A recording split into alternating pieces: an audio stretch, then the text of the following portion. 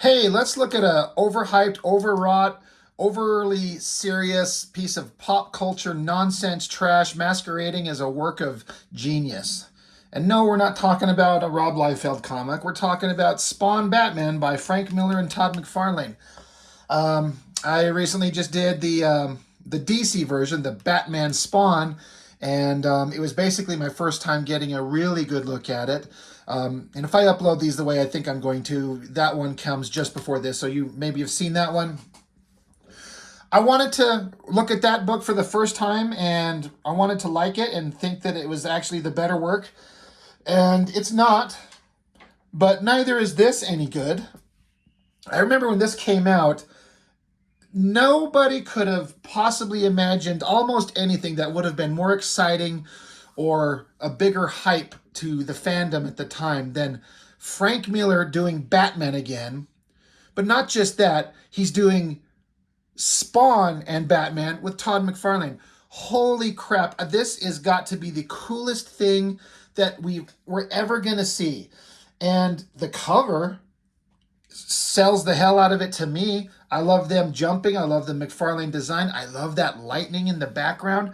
So yeah, what's not to love besides absolutely everything in it? Unless you like stupid junk comics that feel like they're written by a 12-year-old boy, because that's what this reads like.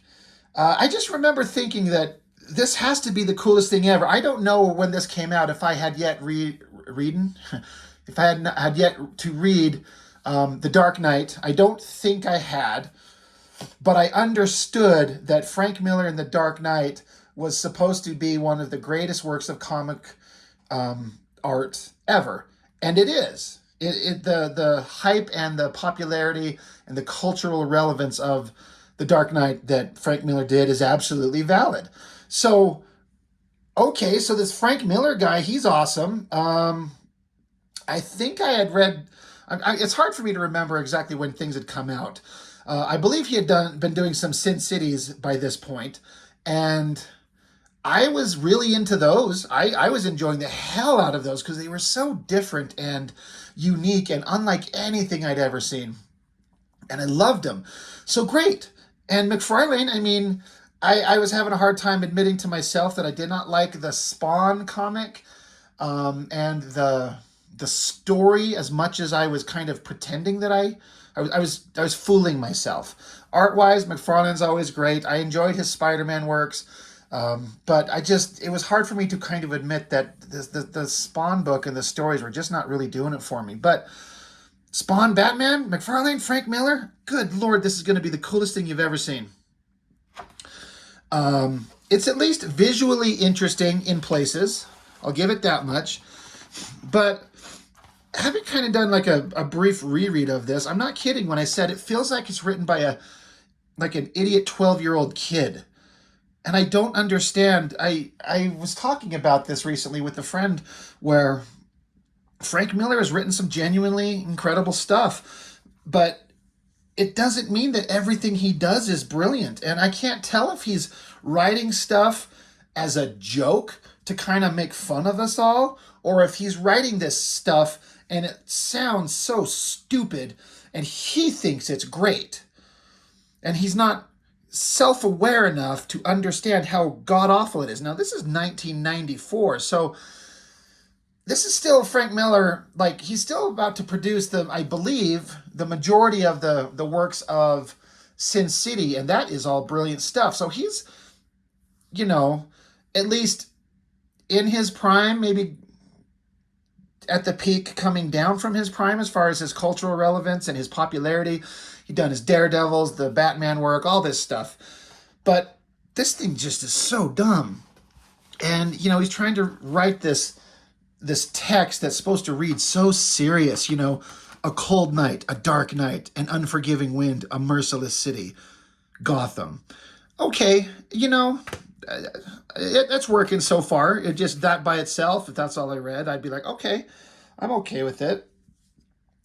So, and then besides the writing, I knew it in the back of my mind when I read it, but I wouldn't admit it to myself for a long time. I could not stand so much of McFarlane's artwork with Batman. He always drew him as this flat black shape.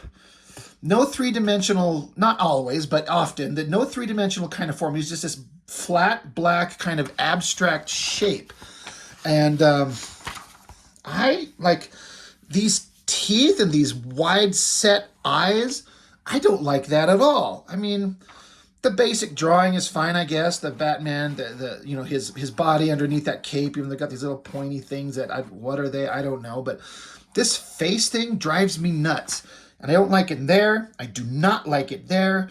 Again, just this weird plank of wood with little black tendrils coming out of it. The way he's drawing Batman here, I do not like it at all. So the story's starting out like Batman, he's showing up, he's injured, and there's all this Frank Miller text talking about, you know, blood surging from heart to shoulder and streaming hotly down my arm. Not a moment spent acknowledging the pain, not a moment wasted. Batman, protector, avenger, detective, champion. And he's like, punks, you're lucky I went easy on you. So it immediately has that kind of like the goddamn Batman vibe from the All-Star Batman that very few people seem to enjoy.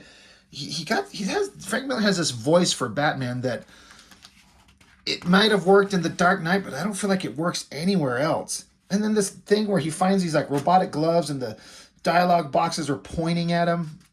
The whole book has kind of like a childish attempt at humor that I don't think it works. And I didn't like it, and I didn't want it in this thing.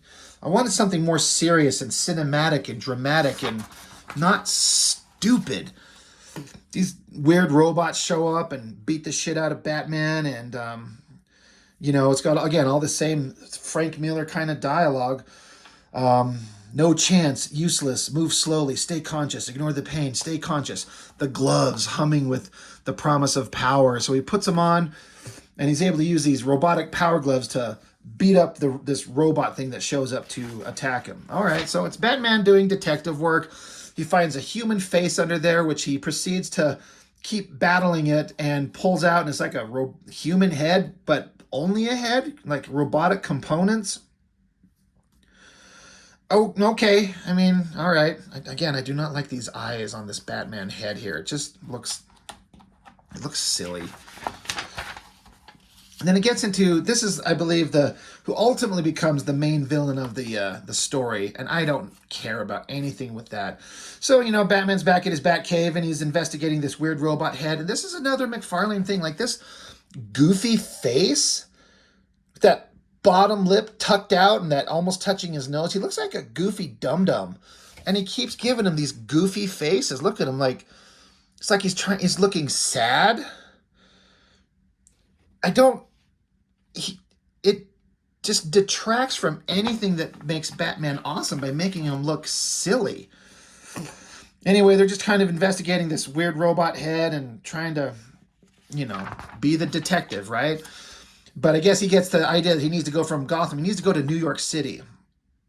And then, of course, you got more of this text. The hunt begins. But very soon, a woman's scream splits the night, and Batman remembers a little boy who watched in horror and disbelief as a mugger's bullets tore through the flesh and bone of Thomas and Martha Wayne. And he knows the hunt must wait, if only for a moment. And he's jumping down, getting into alleyways, looking, you know, he's investigating the stuff that came in the pages before. He says, but now and then he hears legend of one of their own named Al, a bum possessed with magical powers. Nonsense, he thinks. But Batman is wrong. Another night creature glides through Manhattan's concrete canyons on a quest of his own. He is a dead man brought to wretched life, a slave of hell who seeks redemption, and some of his friends are missing. Okay. Awesome Spawn. McFarlane draws the hell out of Spawn. All that Batman shit looks terrible to me. But Spawn always looks good, and he's one of the few people that gets Spawn consistently right. And another one of these like stupid like text boxes, like twisted on its side and an arrow pointing at these guys. A couple of sick jerks out for what sick jerks call a good time. I guess they're basically going to go like, light a homeless person on fire, which seems like a ridiculous trope that seems to happen in a lot of these Spawn comics. I don't get it. But they pour it on him and then they light it, but then the flame kind of stops and travels around it and comes back towards them. I'm like, okay, that's interesting. And you got Spawn there. And, they have some words, and one of the guys just unloads on him with the gun, and Spawn is like, all right, when you meet Satan, say hello to me. Say hello for me. And he burns these guys. And then Batman shows up on scene and sees magic red-caped guy burning a couple of innocent guys from Batman's perspective. So that's at least a reasonable setup. Another thing I got to point out, they did this for the longest time in Spawn with this stupid lower lip thing sticking out. I hate that so much. I mean, it's kind of like that Batman picture a couple pages ago. We had his bottom lip sticking out. But this thing with Spawn, it just makes him look stupid. I never liked it. I mean, is this something you liked? Were you on board with this? Was that cool? Because I don't think it is. But at least the setup at least kind of makes sense. Batman comes along and happens to see this evil-looking guy in a giant red Dracula cape burning a couple of guys. So he shows up and kicks him right in the ass and says, "You must be Al." McFarlane, I mean, I don't know how I would do it, but he always makes it look like Spawn doesn't even have a dick. It's just like, maybe he lost it in hell, and it's true. But anyway, they show up, and look, Batman's got this, like, evil, psychotic look on his face. Batman's supposed to be a hero, and I know he's walking the edge of, like, dark vigilante and his obsessive kind of nature of stopping the bad guys. And it says here, even in the text, there's one good thing about murderers. You don't feel bad about taking a cheap shot on them. So that makes sense. But still, I just think it's the wrong thing to do. I mean, what if they even just eliminated, the evil grinning mouth and it just had his intense focused eyes? To me, that looks better. That makes him look like he's focused on his job like Batman is. That's the thing about Batman. He's focused, he's disciplined, he's unflinching, he's unwavering. This just makes him look like a psychotic monster.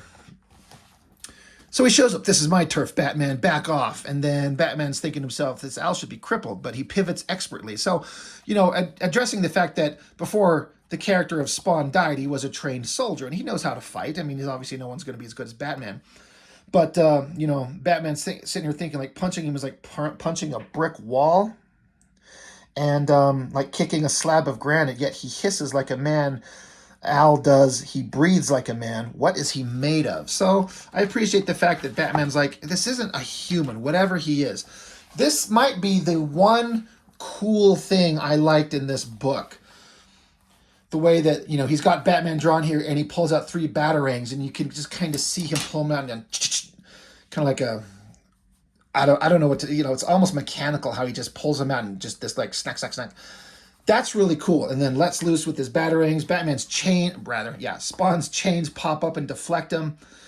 But then the dialogue back and forth between these guys is where it gets really stupid. This sounds like a couple of like immature idiots. If anyone were to like want to look at a comic book, like I recently just looked at the Calvin and Hobbes book, and Bill Watterson was talking about in that book, he's like, you can have your hero be a raving psychotic and draw gut-wrenching, splattering blood and call it a graphic novel, but comic books are really stupid, is what he kind of said. I'm kind of paraphrasing that. And this would be a perfect example of a book that's trying to like seem like it's so deadly serious, but it's so actually stupid. Knock it off, Batman. I'm not in the mood and I don't have the time. And so Batman's like, got time for this punk? And believe me, the dialogue gets worse between them. It feels like a child wrote this. Some of the artwork still from McFarlane. Again, I like that McFarlane drawing there. This drawing and then the coloring, that's kind of neat. So they exchange some more punches. Batman saying, "Had enough," and then Spawn's like, "In your dreams." This is getting more and more childish and stupid. And then it feels like cheating, thinks Spawn. It is cheating, using the magic to make himself strong, to beat the crap out of Batman. I'm overpowered, Batman realizes. It's retreat or die. And if I'm dead, he tells himself, I'm no use to anybody. So they have just these sound effects of them beating the shit out of each other. Like, we're not going to see it. And then the dialogue continues. And don't come back here. You've got your turf, I've got mine. Batman says, I'll be back, all right, you little punk. Count your blessings. They'll let you off so easy. Spawn saying, showed him. I showed him. Jesus, that gas, what was in it? And then he pukes. Like, this doesn't feel like an adult man wrote this. It feels like a child did. So the text is saying how Batman like crawls himself 10 blocks away and gives up and sits down because he's pissed off that Spawn was holding back somehow. I guess he knows that he could tell Spawn was holding back. And he's beat the hell up. He's in pretty bad shape. And he's pissed off that he lost. And he's got to make his plans for his next move. So then Spawn is off doing some, investigating of his own. Getting back into the few positives. Again, McFarlane's artwork. I love this stuff that he does here. The kind of collar on his cape and the way it's flowing all the way back here. This kind of shot of him. It's just kind of like an open shape. And this down angle. This all looks good. Then another giant robot attacks him and he blasts at it. A fight kind of happens. He picks up a part of the robot's weapons that fell off and use it as a gun and blows it away. That's a lot of energy and action there. That's looking good. You know what? I'm also severely disappointed in this. I probably won't have posted it yet. I'm going to space them out. I got together with a friend of mine and we recorded several videos of artist editions, and one of them was the Todd McFarlane Spider-Man artist edition, looking at his original art in original size. And looking at that black and white inked work, McFarlane is so good. I don't think he gets the props for how good an artist he actually is. But then looking at this stuff, it feels like a half-assed version of it in many places. It's just not as interesting. Maybe the colors are overpowering it. If I saw these in black and white, maybe I would like them more. It's kind of hard to say. Speaking of stuff I think that come out really well, I always thought that looked amazing. Once again, McFarlane does Spawn incredible.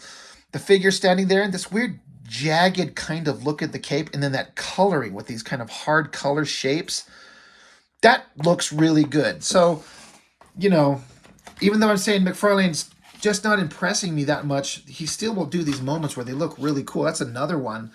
This picture of Spawn and the way that the ink line drawing and then the coloring under it is working really well. What the hell is going on with the story? He's obviously figuring out something about this lady and whatever evil shit she's doing. I don't know. Who cares? Back to Batman being a little bitch. He's like, the punk was holding back, humiliating. Don't dwell on it. Patch yourself up. You'll be ready when duty calls. A strange sight, the bat signal over the skyline of Manhattan. A strange sight, but a welcome one. If Batman is still in pain, he does not know it. So, there's the bat signal in New York. So somebody obviously knows that he's there. So Batman shows up, and it's this lady, the bad guy. I don't even care what's going on here. So we get back to Spawn. I'm glad he's not at least crying like he does all the time. Talking about how he ran into Batman and what a pain in the ass and blah, blah, blah, blah, blah, blah, blah, blah, blah. Who cares? Oh, look, a big bat shape is coming down, a big bat shadow. And here comes Batman. He's back. He's put together. He's got one of those power gloves that he had on at the beginning when he fought the robot. Not a bad drawing. This is kind of okay. I'm okay with this one. Batman's looking pretty tough. This is something McFarlane likes to do with the big hands up close. Those kind of fingers. Not bad. All right. And then they just get down. They start beating the shit out of each other again. Big red cape, big black cape.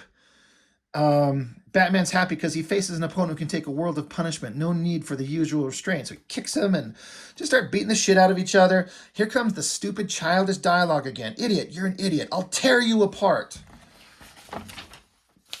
Batman saying, in your dreams. I mean, okay. But, Spawn's trying to conserve his magic and using his combat techniques. From a design layout, I kind of like how I put a Spawn symbol in the middle of the page here, a Batman symbol in the middle of the page there. That's interesting. But then here we go with more of this just amazing dialogue. Like this scene of them tackling at each other is all right. Break you in half. I'll break you in half. Sloppy fighter, stupid fighter, no discipline. Talking trash. You're talking trash. It won't help you. No discipline, stupid fighter, stupid punk. They just keep punching each other, giving each other like these locker room bully bullshit phrases. It's so dumb. Had it. You've had it. You're done. Just warming up, you stupid punk. And then just keep trading punches, punch and elbows and punches and kicks and super kick to Spawn's nuts. And they're just sitting on the ground, breathing hard after beating the shit out of each other. Batman said, give it up, punk. You're finished. You look like, just look at you. You're finished. Spawn's over here. Look at you. You can't even get up. You're the one who's finished. I'll rip you to pieces. Undisciplined slob. Catch my breath. Just catch my breath and I'll break you in half. Wow. Riveting shit. And then, of course, another giant robot shows up for whatever fucking reason. And it proceeds to fucking murder Batman. It literally kills him. Like, he doesn't die, but he gives him mortal wounds. Batman's jaw shatters like glass. Cold steel lances him. An artery bursts. A mortal wound. As Batman feels a final coldness fill him, he hears the wet sound of what they do to him. Spawn reaches deep within himself to find the strength to stay conscious. God, is this like a sex thing? A final coldness fill him. He hears a wet sound. Spawn reaches deep within himself. God, this is almost like a porno comic. And so Spawn's over here, suddenly like killing him. Christ, they're killing him. So then Spawn charges up his magic hands and does a big old blast and blows away the robot. I just hope you appreciate this, Batman. And Batman's saying, stupid punk, undisciplined. So then Spawn walks up to the soon-to-be-dead Batman. You're not making any sense. You're in shock. It looks really bad. Batman saying magic tricks, no way to fight, no discipline. And then his heart stops. There's almost no blood left in him. It would take a miracle to save him. So Spawn powers up his magics, puts his hands on him. They have a little like magic orgasm. This is just superhero fucking, isn't it? This is just them just banging it out. And here's the representation of the big old orgasm. What are you doing? Saving your life and dropping in for a visit. Get out of my head. So they just have this back and forth, and Batman starts calling him a twit. Get out of my head, you twit. I could do that, but then I just have to beat the crap out of you all over again. You didn't beat anybody, you punk. You were on the ropes. You were finished. Man, I flattened your ass. I only let you up out of pity. A stray cat would have given me more trouble than you did. At least I could keep my dinner down. Okay, you made me puke. I'll give you that. Big deal. Get out of my head. No. It's like, this is the dumbest dialogue between two characters. Now, maybe I'm just stupid and I misunderstand what the book is supposed to be about. Maybe it's supposed to be a walking, talking joke. The entire thing. Both of these characters. Maybe Frank Miller thinks Spawn is stupid. I kind of doubt it. He likes Batman, but it just reads so dumb. So they get inside each other's heads and they see what each other knows. They see the pain that each other has been through. And so now they got looks of shock and then the looks of sadness. Again, the superhero sex kind of continues, right? They have like their magical moment and then they got the awkward moment afterward when they're just like, oh, what did we just do? There's fluids everywhere. And now we're sitting here looking at each other with our own shame. Here's some cash. Here's some change. Catch a cab, get out. But, now get out of my head, you twit. Nothing I'd rather do. It's not a very nice place. Have you ever thought about getting help? There's only one thing I can't stand. If there's one thing I can't stand, it's a dead punk that won't shut up. Seriously, this is what these guys are saying to each other.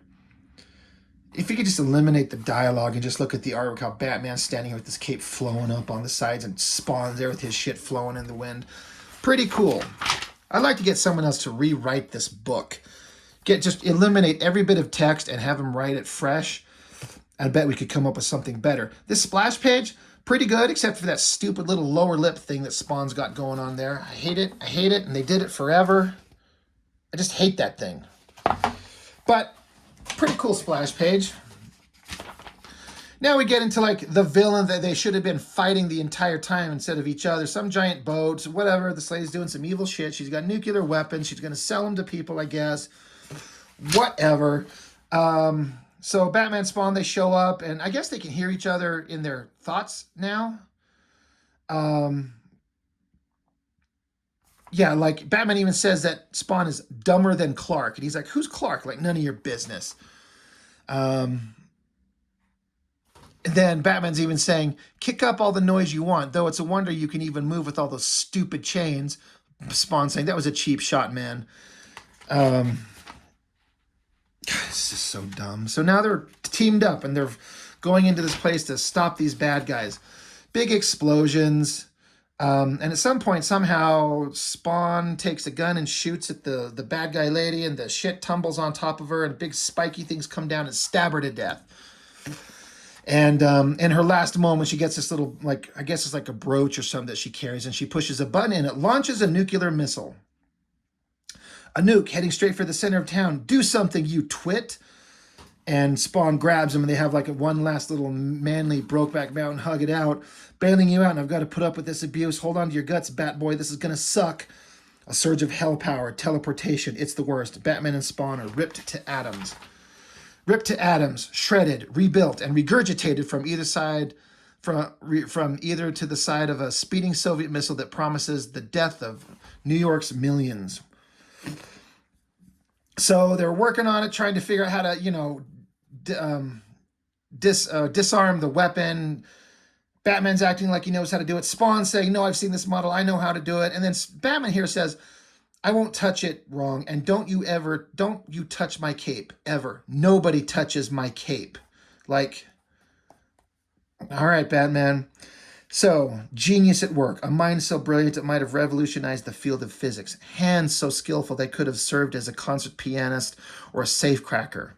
Batman, detective, vigilante, savior. So he disconnects it, and that's it. It's dead. Get us out of here. Al, get us out of here. Pff, they teleport away. The missile, I guess at least the giant ICBM here that's flying, although this is not how these missiles work. They don't just, like a missile you shoot from a jet. They go up into orbit and disconnect and fall. Anyway, whatever. Falls into the water. Good thing it didn't land on a building or something like that.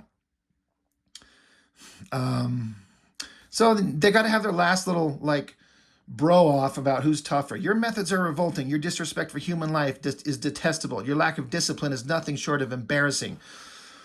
We'll meet again. Spawn saying, you better hope we won't. I could have had you for breakfast. And if you step on my turf again, I will. I don't have the powers in hand to bring you down right now, boy, but I'll get it, and we'll meet again. Would you just knock it off for just 1 second? You and me, we just saved a whole city, maybe the whole world. When the chips were down, we wound up on the same team, and neither of us could have pulled this off alone. So Batman's walking away. What do you say we just bury the hatchet? So Batman says, bury this, and throws, well, it looks like 2 batarangs. And this is how the comic ends. And everyone knows the last page. It just buries it right in Spawn's face. The end. That is how that story ends. And the significance that this continues on in the Spawn comic, because this is a special one-off, I believe the very next issue of Spawn, he is or has like sewn his face up with like a shoelace as a result from the weapon of this. They don't reference Batman directly because, you can only get the permission to do like a one-off book and say that, but you see the consequences of this wound. And he had that shoelace stitched up face. It seemed like for goddamn ever. And it looks so stupid. It makes this awesome design, this potentially scary and intense character who's like a resurrected, like an agent of hell on Earth fighting his human nature and his demonic resurrection nature, trying to do good, but he's actually a minion of hell, fighting against Satan himself. And he's walking around like having stupid encounters with Batman with the shoelace stitched up his face forever. It's just stupid. Now this, at the time, this piece of artwork was like, oh, that's kind of interesting, but to end the story this way? Like, as a piece of artwork, it's good, but as a narrative? And then you got a Greg Capullo Spawn Batman thing. That's cool. That's the way these figures are bunched up and the foreshortening and the great hand. That's always cool. I always thought Batman's eyes looked misplaced and everything in there. Not bad, but not incredible. And then you got a Frank Miller Spawn Batman. This also was a cover, I believe, to an issue of Wizard. And we all know it because it had like dual moons. There's only one here, but somehow the one on the Wizard comic had a moon here and a moon there. Really dumb. And the only thing of any kind of real serious kind of interest, I guess Jack Kirby must have died because this is 94. This is when this book came out. So he must have died within the recent months, and so they put this in here. Jack Kirby was the greatest artist in the history of comics. This effort is dedicated with respect to the finest talent any of us have ever witnessed, Frank Miller and Todd McFarlane. So that's cool. I like that. That's a neat little tribute to Jack Kirby and the amazing legacy that he's got. And then I love these like, oh, so serious pictures. Oh, it's Frank Miller. He's standing in, what is this, like a church? Something with dramatic lighting. Look how cool he is. And like, look at this dramatic headshot of the all, oh, so cool Todd McFarlane. Like, what would I put if I had to choose a picture of myself? I don't know, but these feel like so like condescending and self-serving and stupid, just like the rest of the book. I like so much works that both of these guys have done. And when this came out, I was still in high school. I think I was in 11th grade because I graduated in 95. We would bring our books and show it to each other and show our buddies like, yeah, look at this awesome book that come out. Oh, Batman. And a lot of people had heard of Spawn. Oh my God, it's so cool. You got the Spawn Batman. Is it good? Yeah, it's totally good. It's funny. It's got these batarangs being thrown into each other's faces. It's an incredible book. No, it's not. This thing sucks shit. And if you're a fan of this book out there, please tell me why you liked it. Like, maybe I just had my expectations set wrong. I wanted something that read serious and dramatic and not like a joke. And that's all this feels like, is just a joke. I can't stand it. It's not worth rereading. It's just only interesting because of it's a relic of a time and a cultural phenomenon that was going on. And even more ironic, I've been doing videos for like 3 months now. I think my second or third video I ever did is the very recent Spawn Batman crossover. And I picked that up with much eagerness. If you've watched my videos and you've been following me for a while, maybe you remember that. Because it's McFarlane writing and Greg Capullo drawing. So another great combination.